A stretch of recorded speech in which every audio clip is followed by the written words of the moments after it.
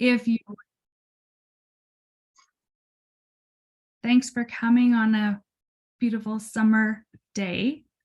We appreciate that you're here. Irene and I are hosting today. Well, I guess I'm leading and Irene's going to add in her thoughts as well. But thanks for coming, everybody. It is Wednesday, July 12th. We're doing well. So I'll start with a land acknowledgement. This is a photo that I've taken from the land behind my house. It is a combination of Treaty 4 and Treaty 7 land. I live where the two treaties meet. I was very lucky to go stand where Treaty 7 was signed I stood there last summer where Treaty 7 was signed, and it reminded me of how we benefit from the land and benefit from unkept promises, and reminded me that we are stewards of this land. There were people who were here long before us, and there are people who will be here long after us, and we have a responsibility to care for the land in a way that we probably haven't been lately. So take some time today to appreciate the land around you. Consider all those Indigenous people who lived here before us. All right, so today I'm kind of going to focus on poetry and how to bring more poetry in, but there's lots of other little pieces that you'll see come up. I just wanted to make sure that everyone knew that I'm kind of following a schedule. So I've created this sample literacy block for what a day in grade 4 could look like. I think we showed you one that was a 90-minute. This one's a 70-minute. You really just have to modify it to make it work for you. So we keep saying these are just samples. None of them are, the way you have to do anything. Just to give you some different ideas of how you could have a day in your ELAL classroom. I am going to put the whole sample literacy block in the email that always comes to you in the afternoon. So this afternoon, you'll get the recording and you'll get any resources that I show you throughout this session. I'll share some titles with you of some books I would like to use too. But just so that you know, the same as what Irene started with, journaling and a morning message, then a little bit of vocabulary or word work. You can make that longer or shorter if you want. That is definitely a teacher's choice. I would do a bit of a read aloud, have time for independent reading, then a mini lesson on probably a writing task, and then some small group time to work on that skill that I introduced in the mini lesson. And always we have time in our other classes to fulfill literacy outcomes. So keep in mind, while you are doing the things that you do in social studies and science and math, and any other subject, you're always working with language and you're always bringing in literacy outcomes. Sometimes you don't think about how you're doing that, but teachers are making that happen all the time. All right. So I like to open my day with a piece of literature, and I often use things like a poem to get things started, or a riddle, or some kind of word puzzle. Those are always fun to get things going in your classroom in the morning. So I'm going to read you this morning poem that I might start with. You might have heard of this poem called Learning by Judith Forrest. She writes lots of really fun poems for kids too. Anyway, I'm learning to say thank you, and I'm learning to say please. I'm learning to use Kleenex, not my sweater, when I sneeze. I'm learning not to dribble, and I'm learning not to slurp. And I'm learning, though it sometimes really hurts me, not to burp. And I'm learning to chew softer when I eat corn on the cob. And I'm learning that it's much, much easier to be a slob. So part of that is that it's really important for kids to hear a piece of literature, a piece of writing in the way that the author intended it to be heard. So your oral reading is modeling good oral reading for your students. And if we wanted students to practice that, we could give them maybe 4 lines from the poem and say, practice with a partner reading this the way that it sounds good. And that's called fluency. And we can model it, then let kids practice it. Sometimes they practice, and if your kids are a little bit older, like maybe your grade 6s, they might have a device and they could record it as well. But for this one, I highlighted the curricular link, which is in text forms and structure. We have poetry engages the imagination and can encourage individuals to connect with other people, places, or emotions. So we might encourage them to have a conversation about learning. And part of that, I could have this message on the board that says, we come to school to learn many things, but there are lots of things that we learn to do outside of school. So write about a time when you learned to do something outside of school. Who taught you and where were you? So I will include this article for you using morning messages to start the day. I'm sure lots of you already use morning messages to start your day. It's a great strategy. But let's take a couple of minutes right now to consider some of the things that you have personally learned how to do outside of school. So what kinds of things do you know how to do that you haven't learned in a school setting? Take a minute, and I'd love it if you shared them in the chat. What are some of the things that you've learned to do? Taxes, oh dear. Crochet, yes. Quilts, pull a calf. Oh, that's a good one. You could write some really great description about that.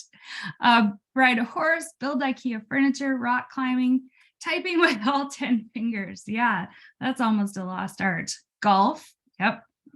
Oh, these are great. Knitting, train your dog. I love it. You guys are coming up with some really excellent ideas. And I'm sure that your kids would too. Cooking, yes. Your kids have learned how to ride a bike. There you go. Someone put in ride a bike. Origami. Oh, nice. That's not a particularly common one. When I do this with students, there's always a ride a bike one. When I do it with my grade 9s, they always talk about who taught them how to drive, learning to drive. Training as bakery staff, gardening, kayaking, canoeing, cooking, changing out our home filter. Oh, that's cool. That's a good thing to know how to do too. Awesome. Thank you very much for coming up with so many great ideas. How to clean. Yeah, I love it. So if we look at that opener and we have students write some ideas about that, the learning outcome that we're fulfilling there is writing, that students create texts that reflect personal voice and style through creative and critical thinking processes. So that is a curriculum outcome. And those journal entries are more valuable than we sometimes give credit for. It's the start of the writing process. It's the idea generating. Students might say that they can't think of anything to write about, but when you have several morning messages that prompt them to write, you can often go back to those morning messages and say, let's use some of those messages as a starter for a writing assignment or a starter for a piece of writing. Do I post my learning outcome on my morning meeting prompt? I haven't. I write my learning outcome in my day planner, but I have not prompted them for the kids, or I've not listed them for the kids. I think that if that's something that you want to do, that's a great idea. I just haven't been in the habit of doing that. Thanks for asking. I'm doing it here today just so that you can see the curricular connections though. All right, so that's part of the opener. Morning message and writing response to a morning message. Yesterday in the chat, someone asked about strategies for English language learners. And it made me think about that we do so many things for English language learners. And I worked closely with Katie Arnett last year. She has a book called Access for Success, as I've put here. It's a great book, and I've worked with her through, like I said to Irene, you could do days and days of learning about English language learner strategies. But the key thing to remember is that the strategies that you use for English language learners benefit everyone and harm no one. So if you want to use strategies that'll help your English language learners, do them for your entire class because it will help everybody. But just as far as vocabulary strategies, there are 5 here that Katie has in her book that I'm trying to incorporate some of them into this lesson just to give you an idea. And someone asked, would this be part of doing the routine that was talked about the other day? And the answer is yes. This is the part of the routine that we talked about on Monday. All right, so the first strategy is identify and present required language at the beginning of a lesson or activity. So we pre-teach some of the vocabulary. So if we know that there's going to be a little bit of difficult language or something new or challenging, we talk about it before we start the lesson. A second thing is to use word walls and word maps. And I would really strongly recommend that you don't keep your word wall the same all year. You change it up or else it just becomes wallpaper and no one's paying any attention to it. So I would change my word wall every 6 to 8 weeks to make sure that students are noticing what's coming down and what's coming up, and continually refer to the word wall. Maybe not on a daily basis, but as it comes up, just remind students, yeah, remember that word is up there and we talked about it. So keep in mind that your word wall should be a useful thing. Yeah, go ahead, Irene. Thank you. I just wanted to make a point about vocabulary and the list as we know it, in terms of prioritizing the words so that it's manageable for you and for students. So we want to look at what I have called life words, L-I-F-E. Which words in that list would be words that students should know, be familiar with, and be able to tell you what the definition is. Then you look at the list again and you look for right now words. Which words in this list do students need to know to understand the unit of study, the chunk of learning? And those could be done in pairs using the Freire model, but students would have to have exposure to those words. And the words that are left on that list would be considered nice to know. And I would put those on a handout in student-friendly language. And now I've prioritized the words that kids need to know, must know, because it's going to become natural for them to use that word all the time. And now you're teaching them 3 ways. You've got a list of life words on the wall. You've got kids doing index cards with the Freire model for words that are right now that they can use as they work through the unit. Then they can refer to a handout that says these are nice to know, but you're not going to see them a lot. So So we got 3 places to refer to things as well. Thanks. Thanks, Tricia. Yeah, Irene, you're always good at reminding me about prioritizing. That's good. You can't do everything, so hit the high spots for sure. All right.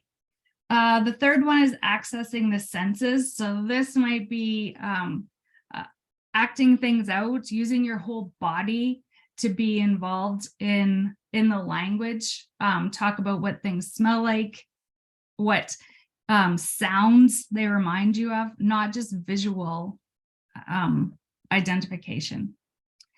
And role play is on the fourth one. Role playing games to present and reinforce new vocabulary. On the next slide, I'm going to show you a few games that you can use with your word walls, and explain vocabulary using examples. So synonyms, antonyms, cognates, and teacher-learner definitions. So cognates are the same root word or the same meaning basis with different affixes.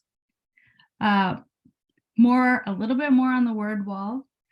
I always had a word wall up, and then when I had a few minutes left over in a class, I would always play a game.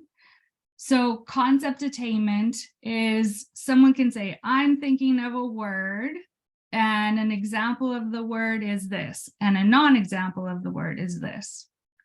You can always play Pictionary with your word walls, play charades with your word walls. The laser show, younger kids seem to like this. This is when I would turn off the light and just have one of those lit up pointers and point at the word with the light, and one student would have to offer a definition. It doesn't sound like much, but for some reason, turning off the lights seemed to get a little bit more excitement and engagement. Playing I am. So a student, I'm thinking of democracy actually, a student could stand up and say, I am when people get to vote. I am when everyone has a say, those kinds of things that students in grade 6 would talk about. I'm thinking more of social studies examples right now. And then the last game is having flashwords and playing a matching game or the memory game. So you have the definition on one card and the word on another card, and you have them turned over, and students will take turns flipping over 2 cards at a time. If they turn over a word and its definition, then they get to keep the pair. And if the cards don't match, they turn the cards back over and it's not their turn anymore. And then the student who collects the most cards wins. That's a fun way to play with vocabulary too, just to shake it up a little bit. Ruth says in the chat, interactive word walls in which the teacher with the learner can add more words as the lesson progresses. Exactly. So it's not a static thing. Your word wall evolves over time. Thanks, Ruth. Okay, so I'm on to the mini lesson part. And as you see, I'm focusing on vocabulary today. So today I'm going to stop sharing for a minute because I want to show you this book. I am sharing the book Otter. I don't know if any of you know this, but I absolutely love it. It really fits well with the grade 4 curriculum, but I'm sure you could make it work with 5 or 6 as well. It's a story about an otter who's just a little bit odd. And the whole novel is written in verse. So it's also a poem. It's such a fun book. And Pamela is saying that she did it as a read aloud. That's great too.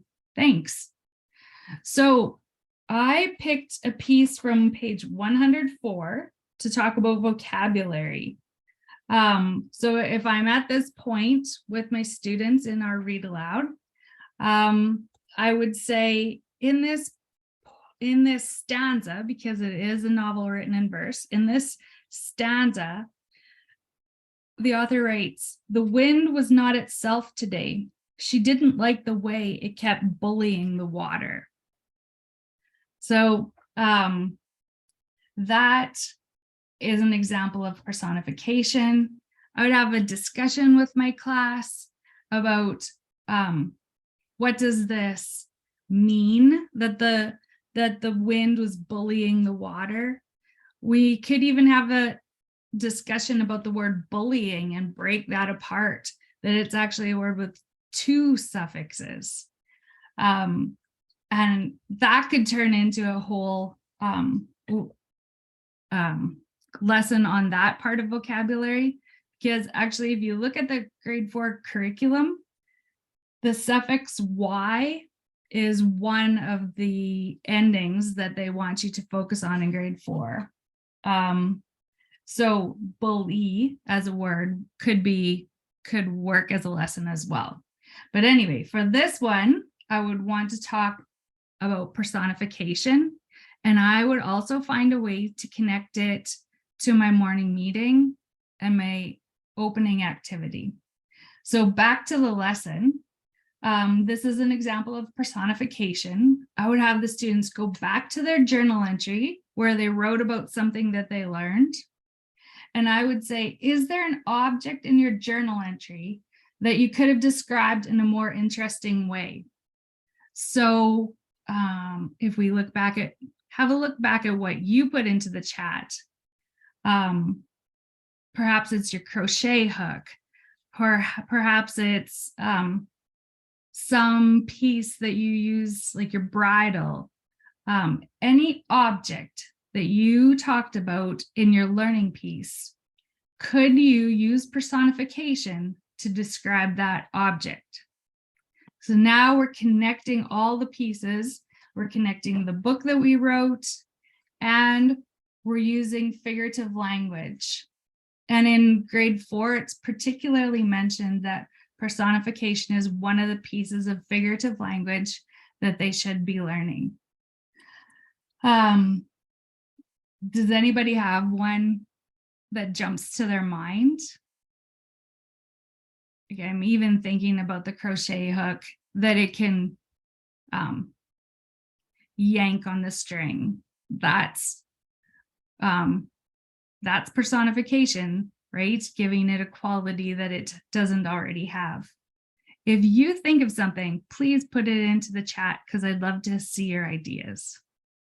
Anyway, with kids, I would give them plenty of time, and I'd give them a little bit of talk time to have a conversation about that too. Okay, I'm going to show you one more example, because I have another poem book that I strongly recommend. It's called Wet Cement, a mix of concrete poems. And concrete poems are also specifically mentioned in the grade 4 curriculum. I'm going to show you, not sure how well you can see it, but this poem is called Eraser, and it's spelled incorrectly. So E-R-A-C-E-R, eraser. And it's written in a shape that shows you that someone's made a mistake and tried to fix it. But I'll read it to you. Erasers will stick by you, on that you can depend, forgiving all your dumb mistakes, a friend right to the end. That's also an example of personification within a poem in a fun little way. And that's the entire poem. It's 4 lines. Bob Raska is an excellent author for poetry to share with your students. I bet you've heard of him before too. I'm just gonna check the chat, because I think I see Crochet Hook Guides the Yarn. Oh, and the name of the book is Otter, but I'll put that in your email for tonight too. Thank you. All right, so that's a bit of figurative language included. Now, for one of the routines, I did mention a couple times that I use Project Zero thinking routines quite a bit. So I'm going to show you Chalk Talk from the Project Zero, the Harvard website. There are hundreds of these at the Project Zero website. Do not try to learn too many of them, or your students will be overwhelmed and you'll be spending more time teaching routines than you are teaching content. Teach your students 2 or 3 really good routines and then reuse those routines with different content. So Chalk Talk is a routine for silently considering ideas, because we want our kids to think first and then share them verbally.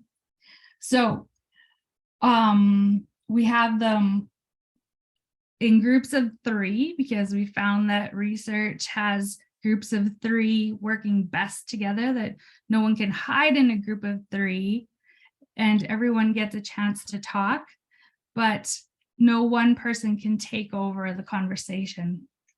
That's from Peter Liljedahl, Building Thinking Classrooms. So on a piece of paper, I would have them write the answers. What ideas come to mind when you consider this idea, question, or problem? What connections can you make? So they're making connections on the paper to other people's responses. And what questions arise as you think about it?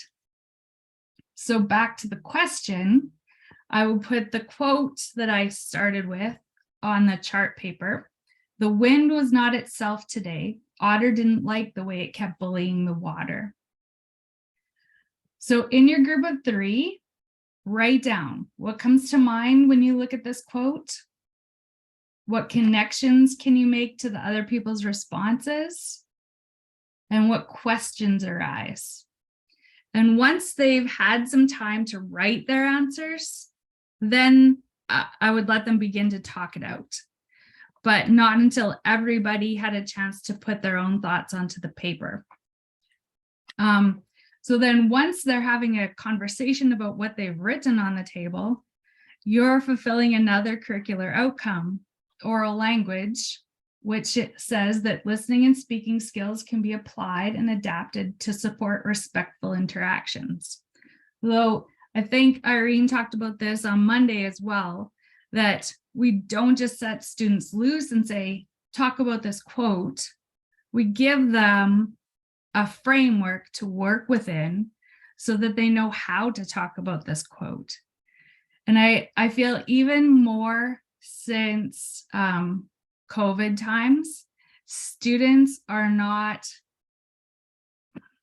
doing as well with group conversations.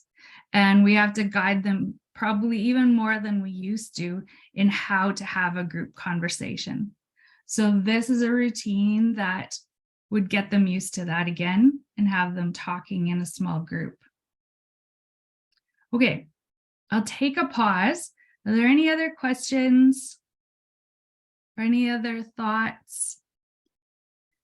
Just want to make sure that I'm answering your questions as we go. Okay, so that is the routine, Chalk Talk. Just one to give you an idea for today. All right, so then the next part of the lesson would be the student activity time. So we have, the teacher always has choice of what you would have your students do in this activity time. And if we're working probably with this, still with the same book, we're saying that we're doing a, oh yes, thank you. I'll share my screen again. Sorry. All right, the student activities. So possibilities are to have small groups or partner work or do some independent writing. And that depends on where you are in the week or where you are in the middle of your unit. So if you're working in your small groups, you might want to have them look at each other's writing and help each other find some more interesting ways to describe simple objects in the piece that you're writing. So you might still be working on that journal entry and polishing it up to make it a piece of writing that you want to share, or you might have another ongoing piece of writing that you're working on. In partner work, this is something that I've done in social studies and in language arts, but practice reading a piece of literature as you think the author intended it to be read. And then when you're ready, record yourself on Flipgrid. And this is fulfilling a fluency outcome. So we know that in this new curriculum, fluency only goes up to grade 4. But I really do think that we're going to continue working on fluency into grade 5, 6, and later years as well. In junior high, we are still working on fluency, making kids comfortable with reading aloud and presenting eventually. All right. Does anyone use Flipgrid? I'm just wondering. It's very common in some schools, and then some schools have not used it. There's another app too that I've seen used in high schools, and I forget what it's called, but you can take a picture of a person. So I've seen people use a photo of a philosopher, and then the student records what that philosopher might say, and it moves the student's lips. But now I'm not remembering what that app is called. Anyway, if anyone thinks of it, please put it in the chat and help me out. All right.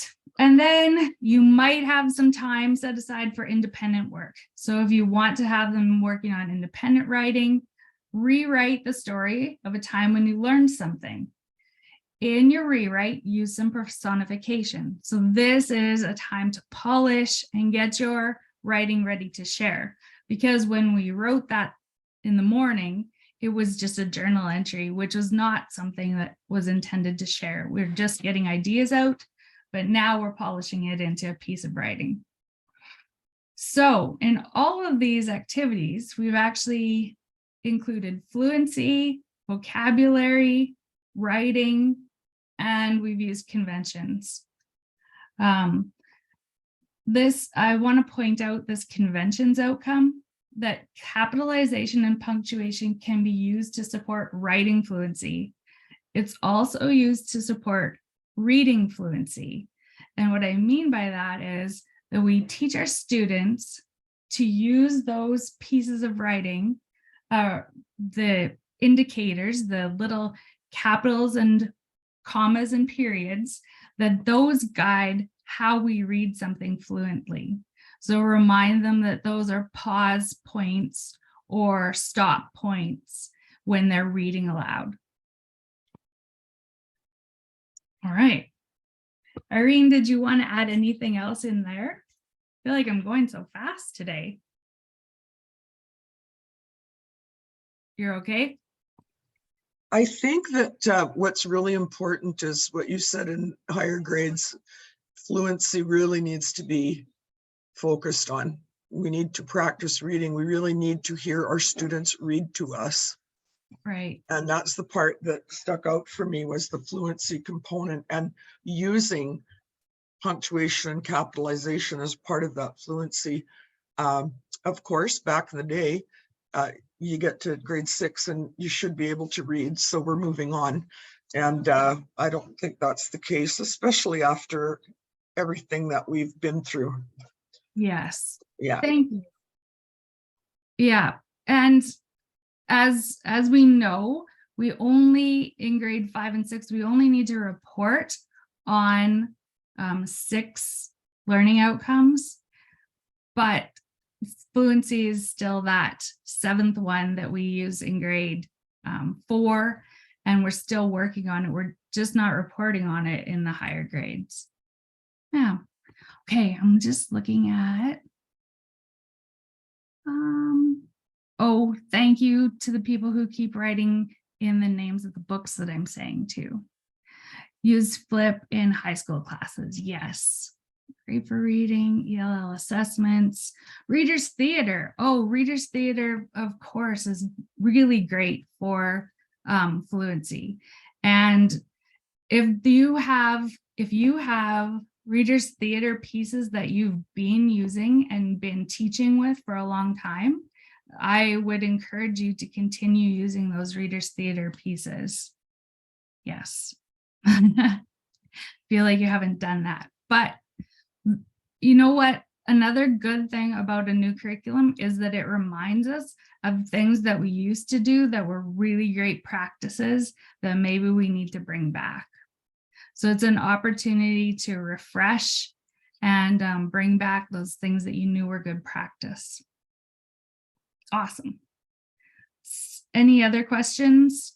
Oh, I can keep going. I'm going to talk about assessment a little bit right now. So a little bit of time, quite a bit of time, I think, needs to be spent on assessment and how we share that with our students. Okay, so I've created 2 pieces here for you to look at how we do assessment. And if we consider 2 of the strategies that we used in this particular lesson, one of the strategies was chalk talk, and one of the strategies was the writing piece. So I created a guide to success that I will share with you.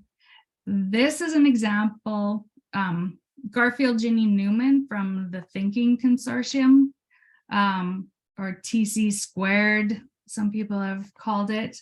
On his website, he explains quite a bit about how to create a guide to success. So I'm just going to take you through the process of how I created this particular guide to success for an assessment for this activity. So in the first column, we have the task requirements.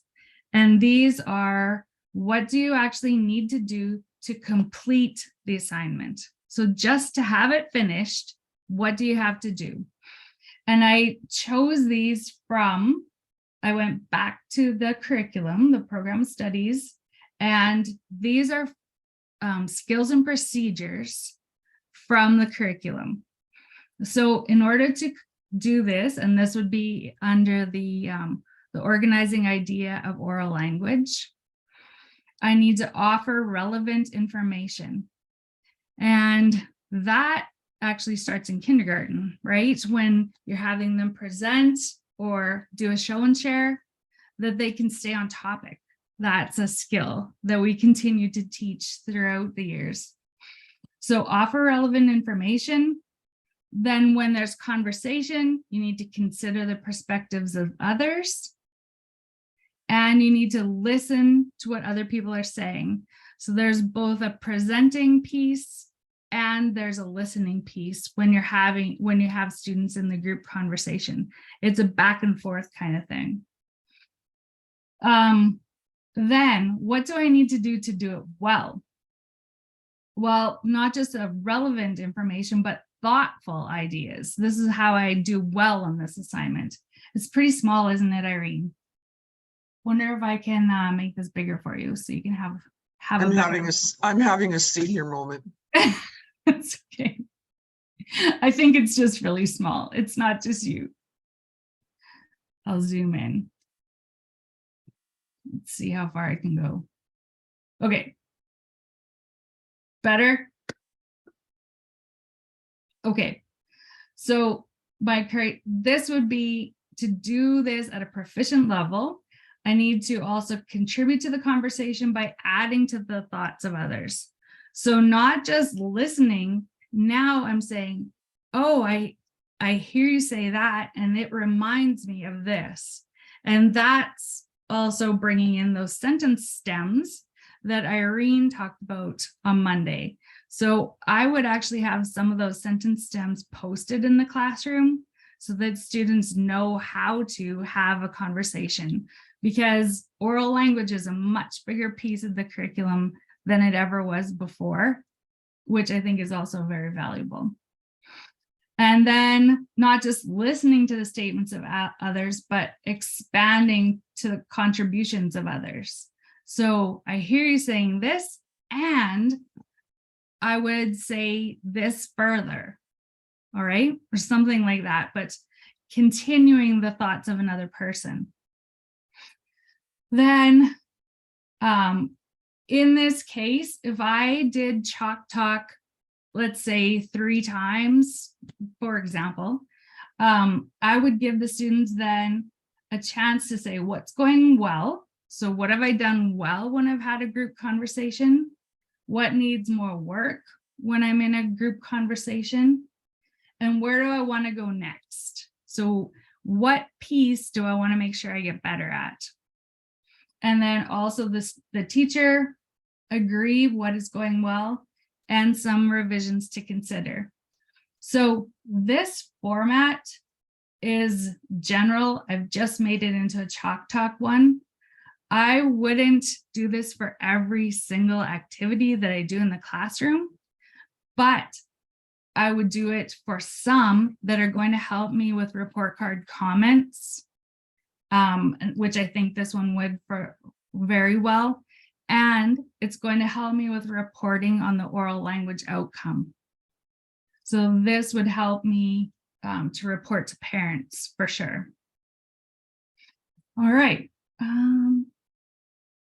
Repeat the name for the guide to success. Okay, the person's name is Garfield Ginny Newman. I might actually just bring you to his website just so you can have a look. Thinking Consortium.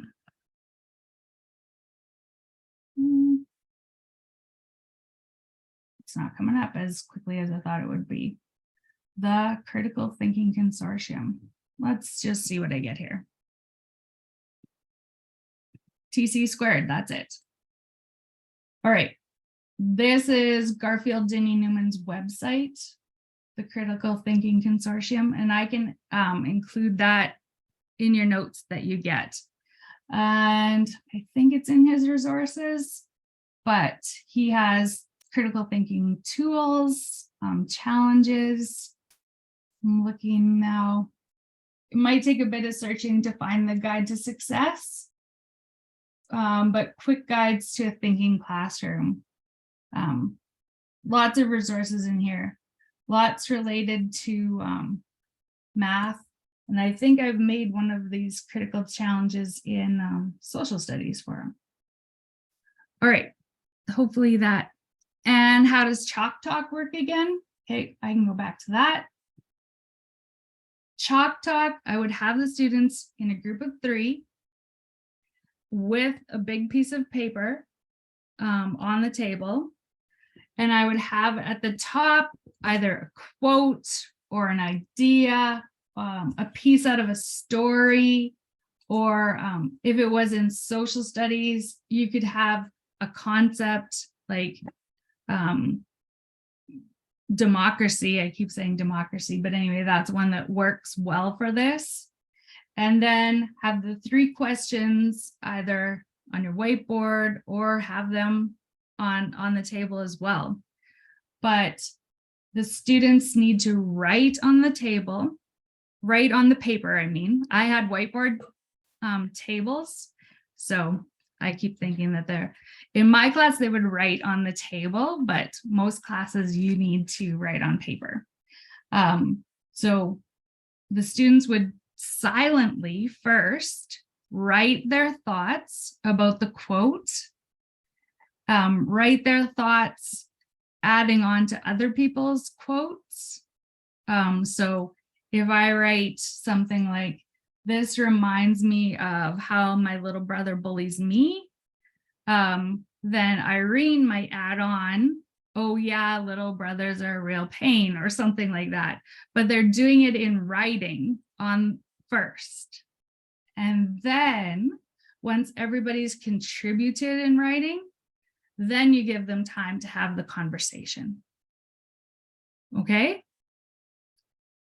And Chalk Talk comes from the Project Zero website, which actually I don't mind showing you because it's really useful. Project Zero thinking routines. This can be the basis of your whole oral language piece in your classroom. So there are like hundreds of thinking routines, but if you just get into the core ones, there's nine core thinking routines. And I think Irene talked about what makes you say that on Monday. And you've probably already done Think, Pair, Share. That's a basic one that most people use. See, Think, Wonder is a good one if you were to introduce a unit of study using a picture, which works in lots of subject areas, but you look at the picture, this picture is related to something that we're going to be talking about today. And so what do you see? What does it make you think? And what do you wonder about it? Then, that leads to a small group conversation or a whole class conversation, either one. I find that I used to think, and now I think, works really well at the end of a unit of study. It's a summarizing. So students realize that, I used to think that I would just write all my ideas on a page and that was good enough. And now I think that I need to make it a little bit more interesting with figurative language or something like that. So that is the Project Zero website. All right. Thank you for your questions. I feel like sometimes I go a little bit too fast and I need to slow down and back it up. So it's good to do that. Not quite done there. So we're good with Chalk Talk, and I showed you how I would evaluate Chalk Talk. And now I'm going to show you a single point rubric. So how I would assess writing with figurative language. So this, of course, is that learning outcome of writing. And this is a 1-point rubric, which I have to give credit to my colleague, Adelie Penner. I used to write rubrics, which maybe some of you do, that showed every possible way that a student could get something wrong. And then they would still show me another way that they could do something wrong. So instead of showing all the different ways of doing it wrong, a single point rubric or 1-point rubric just has the criteria for proficient. So this is what I would like to see you do to get proficient in this assignment. That way, if students make mistakes, then we make the teacher notes about it and we explain what was insufficient. But if they have strengths, students might go beyond what we thought that they could do in this assignment. And that's where we write other comments about the strengths. Another important part of a 1-point rubric is that it has a place where the student does some self-reflection on their own piece of writing. That way, they're indicating that they know that there's room for growth, and this is where they want to get better for the next piece of writing. This is how they want to improve for the next assignment. And someone asked the other day, how do we get around students thinking that they've done everything and that it's, they can't go any further, or that they should always be getting top marks or 100%. I really think that at least once per term, we need to talk to a student one-on-one about a piece of writing, show them what they're really good at and how they could get even better, and keep working on it for each term. So let me tell you how I did this. In the learning outcome section, I decided that for this assignment, I'm going to use a learning outcome from vocabulary, from writing, and from conventions. So this is copied and pasted straight from the online curriculum. Students expand vocabulary and analyze morphemes to communicate in multiple contexts. All right. Then the criteria, this I pulled from the skills and procedures under vocabulary. So I've gone much more specific and chosen communicate clearly and accurately using precise alternatives for commonly used words, including personification, because I instructed about personification. We had a discussion about personification.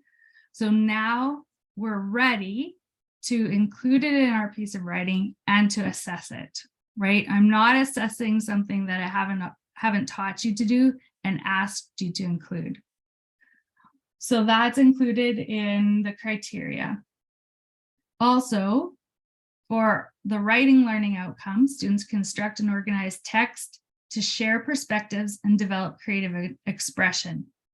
So I've chosen 2 pieces from the writing part of the curriculum to apply creative thinking processes to enhance the expression of ideas and emotions.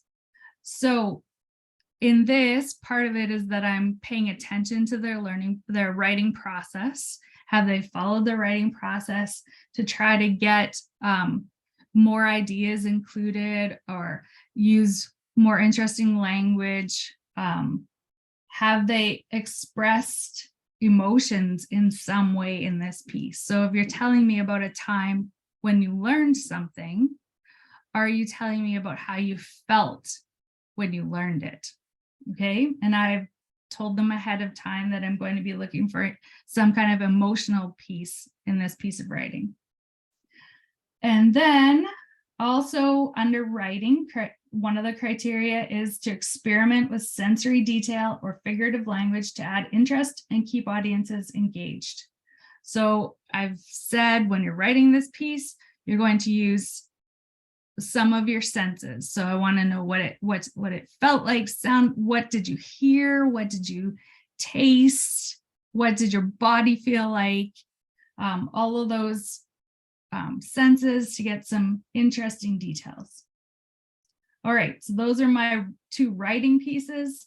And lastly, I'm going to have some convention pieces. I personally did not mark for every convention on every piece of writing. And I would share with them, in this piece of writing, I want you to really focus on capitalizing words appropriately and every time that it's necessary. So I would talk about it definitely at the beginning of sentences, but also remember today or in this piece of writing, we're capitalizing proper nouns. So places, people, that might come in this piece of writing. And I want you to make sure that you include that. So, and include a variety of punctuation at the end of sentences. So don't always use periods in this piece of writing. Sometimes let's use exclamation marks and sometimes let's use question marks.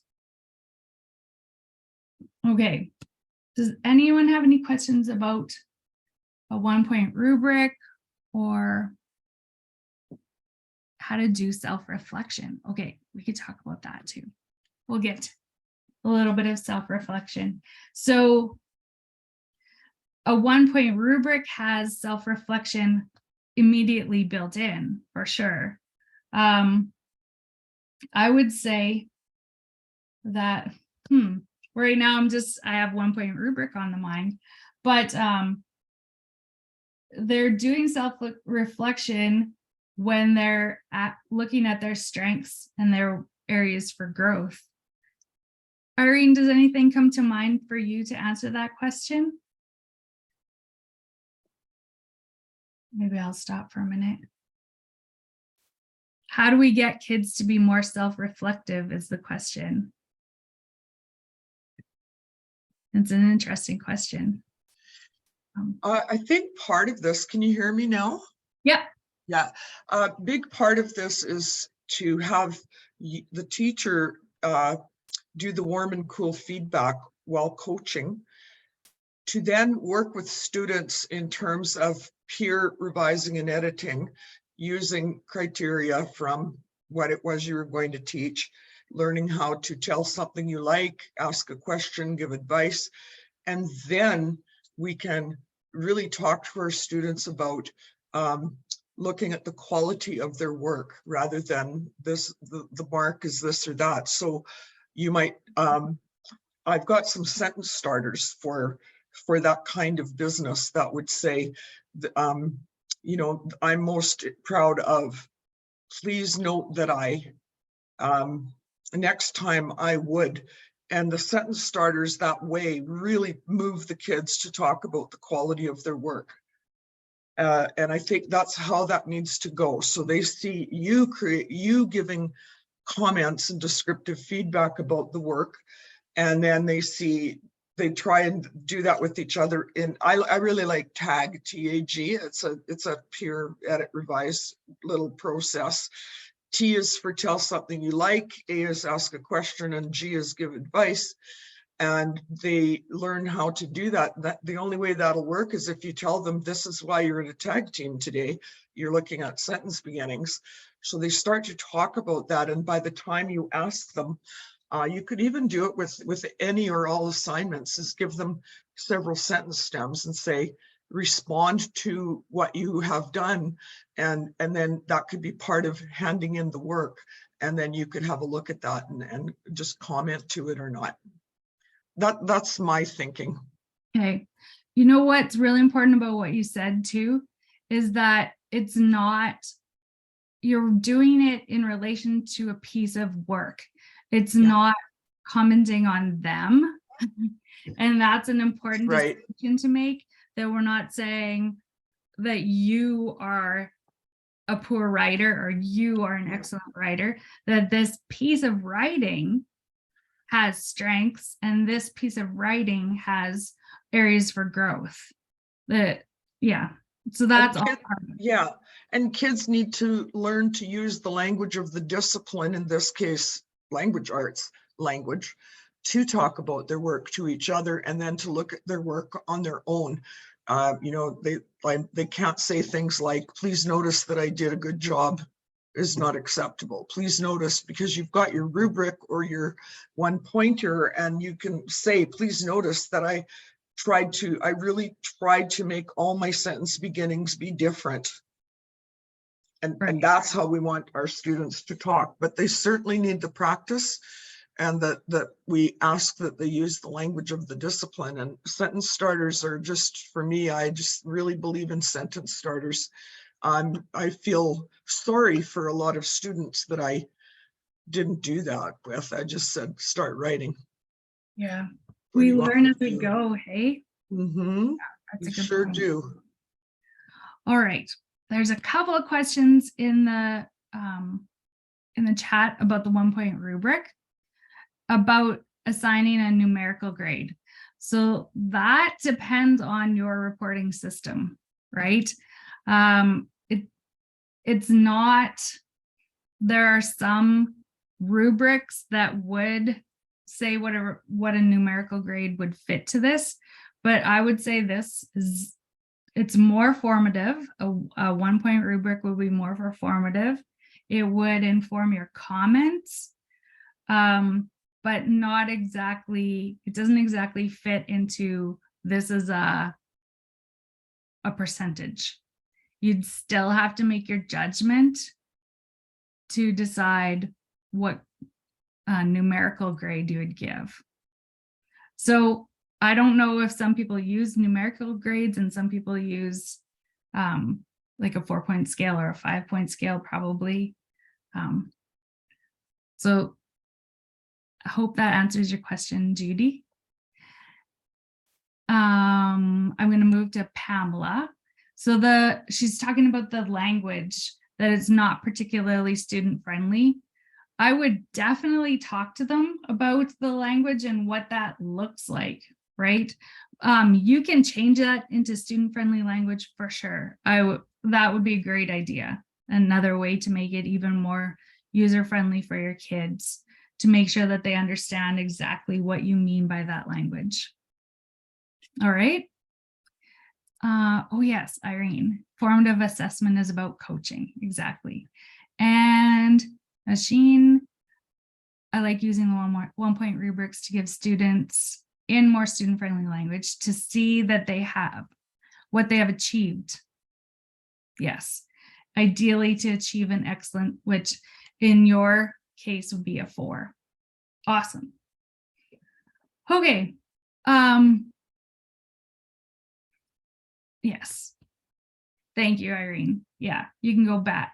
You can always make that more student-friendly language.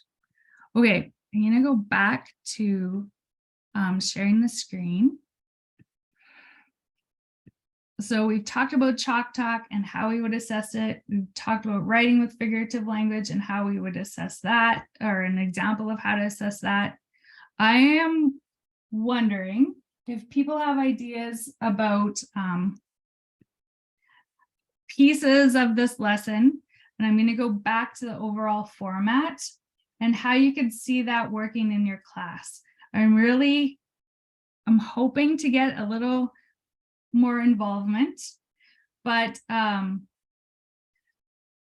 for example, do you have 70 minutes in a English language arts and literacy block? Or the other example was a 90-minute literacy block.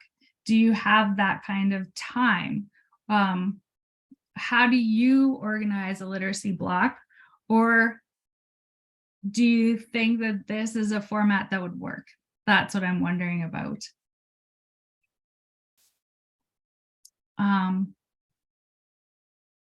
Not sure if people want to add in on that. Consider that.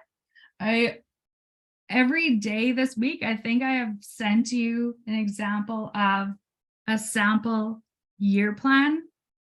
If you don't mind, I'm going to take a minute and go to that sample year plan that I've sent you and take some time to talk about how we created that, because on Monday, at the end of the day, at the end of our meeting, someone asked about creating a unit plan for a 3-4 split. And I wanted to be able to show you how you can take a year plan that is intended for a single year.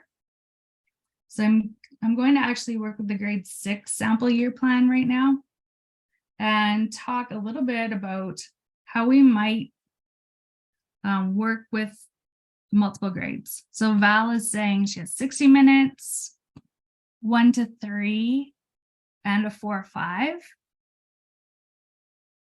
Okay, and she likes doing the cross-curricular tasks, doing literacy around science and social units. Awesome, I agree. And lots of times, like today, my theme was kind of about poetry. We can definitely bring in poetry that supports your social studies and your science outcomes. So I'm going to share screen again.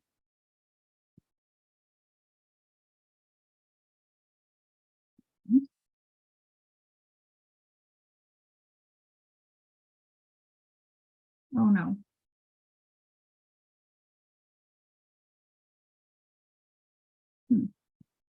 Sorry, little pause there. All right. So this is a sample of a year plan using the new curriculum, but with, I wrote this with a grade 6 ELAL teacher in Holy Spirit School District. So the process we went through is we looked at the structure of her literacy time, which she only had a 50-minute period, but once a week she has a library period, and she has colleagues that she can rely on and work with in other classes. So the social studies teacher and the science teacher and the English teacher are working together. So it depends on how your school is set up too. She is working in a junior high. So the grade 6s are in the junior high school. And that means that she needs to incorporate 3 teachers teaching them together. If you teach all of the subjects, then it's way easier for you to do this cross-curricular piece, of course. So we looked at the first structure. So in independent reading, which she likes to have, when the students come in, she takes 10 minutes, gives them time to do some reading of a piece of their own, like their library book or a book that they've brought from home. And they read their own book, but she likes to give them a focus, for example. So you might say, today, while you're reading your independent book, I want you to really think about how you, let's look at an example. How you would connect this to yourself. There's an excellent example. So today, whatever you're reading, everyone's reading something different. I want you to think about how your piece of writing connects to you personally. All right. Then you give them their 10 minutes of reading. And at the end of the 10 minutes, you have a really quick discussion. So how did your book connect to you today? Let a couple of kids share. And then you move on to the next thing. So we took all of the skills and procedures in grade 6 and decided which ones would be a term 1 skill and procedure, a term 2, and a term 3, and a term 4, because that's how they did their report cards in 4 terms. So some of them we decided, for example, the first skill and procedure, we decided that we would do that all year long, that was something that had to be continued. Otherwise, we took some of the other ones and said, this is a little bit more complicated, a more difficult task to do. So we would do that later in the year. So we would talk about comprehension strategies early in the year. And then later in the year, students would be able to evaluate the effectiveness of a comprehension strategy. So for example, like Irene talked about summarizing on Monday, we would talk about summarizing in term 1 or term 2. Then later in the year, we would say, did summarizing help you understand that better? So that means we're evaluating the strategy and deciding if it really worked for us. Under vocabulary, there is an outcome or a skill and procedure that students would read for enjoyment. And we decided that that is one that we would carry on all year, that they'd be reading for enjoyment all year, not just in one term. Then we moved on and did the vocabulary and word work. So in our word work time, we would be covering vocabulary and conventions. And as you see, we put in quite a lot of websites and places that you would get support for teaching the morphology. And I saw earlier that someone had put in that they are going to be using UFly this year in their classroom. And there's definitely a connection between UFly and this current curriculum. And if you go on the UFly website, there are lots and lots of free resources. If you want, you can buy the teacher guide. It is expensive, kind of. It's $70 for the guide. And then I paid about $50 for shipping and handling. So it really added up. Yeah. Thank you for the shock face. It added a lot to the cost. But anyway, these are all different resources that teachers might use to help with this morphology piece in any of the grades. So they're resources that work with all grades. I wanted to point out that with the etymology, that there are different languages that are particularly mentioned in each grade. So I think in grade 4, it talks about connection to Native and First Nations and Métis languages. And then in a later grade, it talks about connections to Latin and Greek. I think that was in grade 5.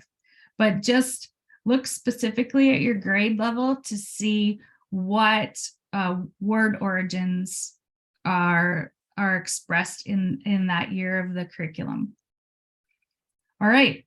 So that would be about 10 minutes of my day. I would just show a couple examples. Maybe I'll show you an example. I noticed that in the book Otter, for example, the one that I was using, they use the word encircle, and the prefix and suffix en is listed in the curriculum as one that students should be familiar with. So you don't have to have a program to be able to teach the prefix and the suffix EN. I would talk about what it meant to encircle, what was order encircled by, and then I would have them come up with some words. What are some words you know that start with EN or that have the suffix EN? And then we would talk about which ones of those have a root word and talk about the base. But you can find examples in the literature that help you be able to teach these skills. Anyway, getting a little off topic, but that is the vocabulary word work piece of the day. Then Aaliyah and we talked about mini lessons, and there are many, many mini lessons that you would do throughout the year. Some of them you would obviously need to do over a couple of days, or you would come back to. Some of these mini lessons you might only do for one day, and you find that your students have got it. Maybe they understand it from the year before. Then that's one that you don't waste time with, and you move on the next day. So you, as a teacher, need to make those professional judgments to decide what you're going to work on for longer times.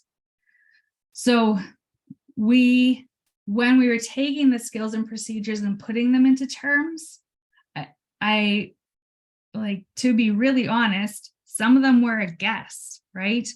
Because she hasn't taught this grade before. And we tried to make judgments with her current class in mind. So where we would place them in a term, we might find at the end of the year, and that's our plan, and that's what I would recommend for you as well. When you make a year plan, at the end of the year, go back and have a look.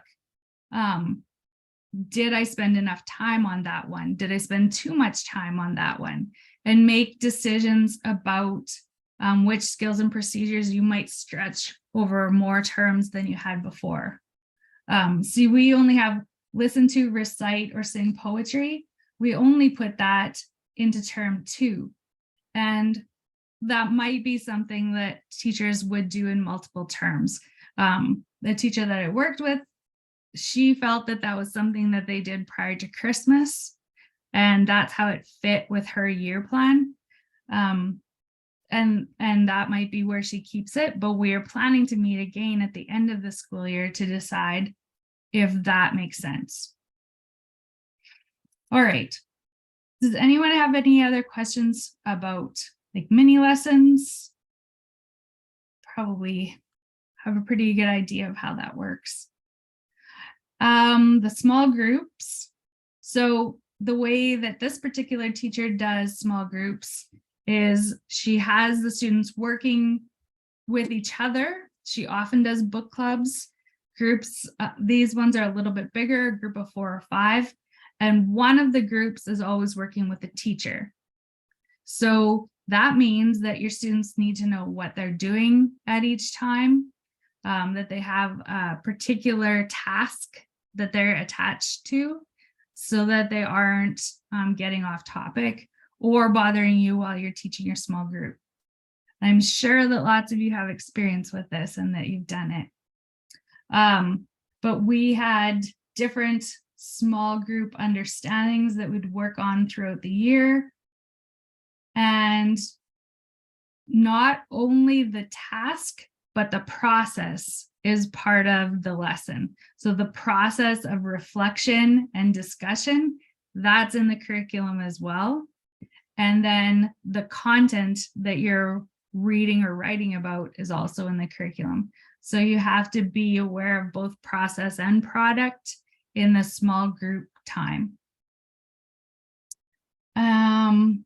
Then we had some tasks that would just be for independent writing. So when they're working on their own, they're working on different things in text forms and structure, features, vocabulary, writing and conventions. And I think the last one is, oh no, library period. I almost forgot about that because we only included that in the grade 6 the grade 6 year plan that we made. So in the grade 6 year plan, we decided that students would need not really a task because it isn't that long, but maybe a focus for that day. So that library period isn't just reading whatever you want and not really thinking about it. We decided that we wanted them to have a day or have a task or focus that they would consider during reading period. So for example, that we would have them choose a different genre. So if you read a mystery book last time, could you please choose a different genre today? And then at the end of the period, maybe a share time about what different genres were people reading today. This is part of the curriculum in text forms and structure that they're considering different genres, but it also puts it on the students that they're not reading the same thing over and over. It's nice when they get into a series and really love it, but they can't always read the same thing over and over again. And I'm sure you have students that you can think of examples. I can think of girls who only read horse books, right? And sometimes you want to stretch them a little bit and get them reading something that they might enjoy, but have not considered before. Comprehension strategies. So we talk about today, in your reading period, I want you to think about predictions and pause at the end of a page, any one page, and make a prediction about what might happen next, because that's a comprehension strategy and I want you to start practicing it. So, and then talk about predictions and at the end of your library period. Hopefully you're understanding. Do you have any questions about how I would use that in the library period? Sometimes it's difficult if you're not the person who teaches your library period. I've had that happen, but make sure that you're communicating with the teacher that has your students as well. And lastly, that cross-curricular part. So as we were creating the year plan, we found that there were many, many things that you could teach in other subject areas. So nonfiction texts you could definitely do. Writing structures, so things like headings, captions, diagrams, charts, all of those things are writing structures that are included in the text features. Oral language, definitely anytime there's group conversations, that can be done in another subject area, but it's fulfilling a language arts outcome. And you can definitely report on a language arts outcome that you have fulfilled in a different subject area. Vocabulary, I think we're really good at teaching vocabulary in social studies and science. If you notice in the curriculum, it talks about tier 1, tier 2, and tier 3 language. So tier 1 is the everyday language that we're using all the time. And tier 3 is the specific language that fits with the curriculum. So things like integer or I'm back to democracy. Things that are, you would read that word like isotope and you would go, oh, that's a science word. Those are your tier 3 words. Tier 2 words are words that make it easier for us to do the work. Like, what does analyze actually mean? What does predict actually mean? Those are tier 2 words that all students can use a review on, and specifically English language learners might need some instruction on. So new research is showing that we get the most bang for our buck, or the most learning for the time, when we're teaching tier 2 words. So in social studies or science, make sure that your students understand the question. And if it says summarize, let's make sure they know what summarize means. If it says review, let's make sure they know what review means. Those are those words that we probably assume students know, but they might not. All right, vocabulary, this can come in when they're doing writing in their subject area. Comprehension, it actually says historical, social, and cultural context can support readers in examining influences on texts. So that is a piece from the language arts curriculum, but clearly it's something that we connect with social studies. We look at context. So how do things change over time? How does perspective change over time? That's all part of the language arts curriculum that you can be teaching in your social studies time. And lastly is the research piece. There is a research portion expected in grade 4 and grade 5 and grade 6. And you can do that in connection with your other subject areas. So making sure that when students are doing research, that they're organizing the information that they've collected, that they're giving credit to the place where they've gathered the information from, and then they're taking that information and reporting it accurately and clearly.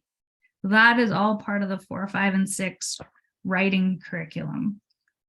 And I would definitely do that in a cross-curricular way. And I think that is all. The last one is how we would separate the different pieces. So these are the skills and procedures, how we spread them out over each term, and what we would do for each of those organizing ideas over the terms. At the very end, and you'll find this in the 4, the 5, and the 6, we've included a list of books that we thought went well with each grade level. So this is our list that we thought would go really well with grade 6. And it is not all of the things you could use in grade 6. And you'll find that there isn't a list of all the things you could use in grade 6, but we really felt that these were some good texts that could get you going. If you currently use something that's not on here, I'd love it if you would email me and I would add it to this list. I don't know if there's any particular ones, but well, Bat Loves the Night was suggested by another teacher. Hybrid text is explicitly mentioned in the grade 5 curriculum. And I just want to point out that that just means that there's both fiction parts of the book and nonfiction parts. So for example, in this one, it's a story, a piece of fiction about a bat, but it includes in the margins, it says specific information about bats. So it has facts included in the piece of in the piece of fiction. All right, so if you have a look, I think those went out, I think they went out Monday with the recording of the session. All right, we're almost out of time. I'm gonna go back to our ending. Now, the think time question that I had put in was, what pieces of this lesson could you implement in your ELA planning? But also for today, could you please put in the chat anything that you would like to see in future sessions? Perhaps Irene and I could add something to tomorrow's session if we hadn't already thought about it. But anything that maybe you'd like to know related to the new curriculum that we haven't had a chance to touch on. Is there a definite reference to nonfiction in grade 3? Okay. You know what? Oh, thank you. I'm glad that you gained something from talking about planning and how we do planning.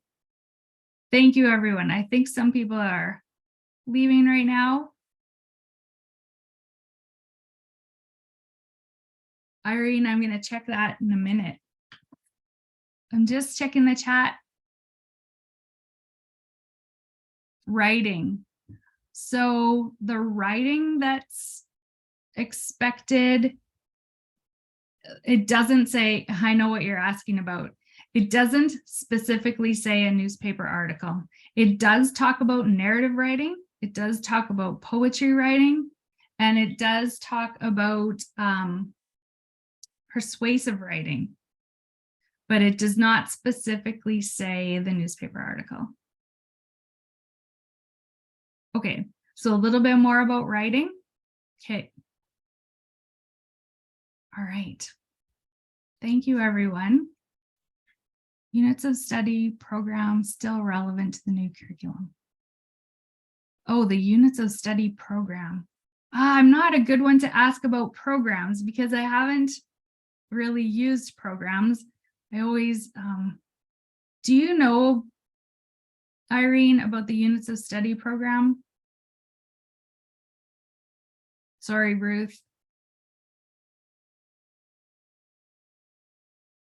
Okay. I'm going to stop recording. Thanks, everyone.